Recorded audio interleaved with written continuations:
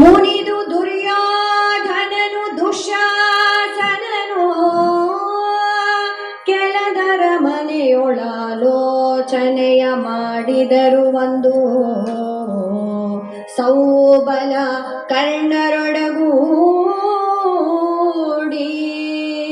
ಧನುಜ ವೈರಿಗು ಮಂತ್ರದಲ್ಲಿ ಬಪ್ಪನೊಳು ಖಾತಿಯ ನಿಕ್ಕಿದನು ಕೈ ಮನದ ಕಲಿಗಳು ಕಟ್ಟಿ ಕೃಷ್ಣನನು ಕೈ ಮನದ ಕಲಿಗಳು ಕೃಷ್ಣನನು ಕಟ್ಟಿ ಎಂದು ಗಜ ಭಜಿಸೆ. ನೋಡಿ, ದುರ್ಯೋಧನ ದುಶ್ಯಾಸನರು ಕೋಪಿಸಿಕೊಂಡು ಈ ಶಕುನಿ ಮತ್ತು ಕರ್ಣ ಈ 4 ಜನ ಏನ್ ಮಾಡ್ತಾರೆ ಅಂತಂದ್ರೆ ಪಕ್ಕದ ಅರಮನೆಗೆ ಹೋಗಿ ಅವ್ರು ಏನ್ ಮಾಡಬೇಕು ಎಂಬ ಆಲೋಚನೆಯನ್ನ ಮಾಡಿ ಅವರು ಒಂದು ನಿರ್ಧಾರವನ್ನು ಮಾಡ್ತಾರೆ. ಕೃಷ್ಣನನ್ನ ನಾವು ಕಟ್ಟಿ ಹಾಕ್ಬಿಟ್ರೆ ಹೇಗೆ? ಆ ಕೃಷ್ಣ ಬಹಳ ಕುತಂತ್ರಿ, ಅವನು ನಮ್ಮ ಅಪ್ಪನಿಗೆ ಏನೇನೋ ಹೇಳಿ ಅವನ ಎಲ್ಲ ನಮಿಸ್ಬಿಡ್ತಾನೆ ಅವನು ಎಂಬ ಮಾತನ್ನು ಹೇಳಿ ಈಗ ಕೃಷ್ಣನನ್ನ ಕಟ್ಟಿ ಹಾಕಬೇಕು ಎಂಬ ಗದ್ದಲವನ್ನು ಅವರು ಮಾಡ್ತೊಡ್ತಾರೆ. ನೋಡಿ, ಆ ಕೃಷ್ಣ ಪರಮಾತ್ಮನನ್ನ ಕಟ್ಟಿ ಹಾಕಲಿಕ್ಕೆ ಸಾಧ್ಯನೇ?